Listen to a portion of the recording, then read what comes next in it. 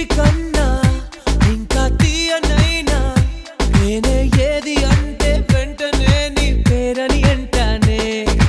Hi కన్నా ఎంతో హాయిదైనా చోటే ఏమిటంటే నువ్వు వెళ్ళే దారని అంటానే. నీలాల ఆకాశం నా నీలం ఏదంటే నీ వాళ్ళు కళ్ళల్లో ఉందని అంటారే. అప్పుడో ఇప్పుడో ఎప్పుడో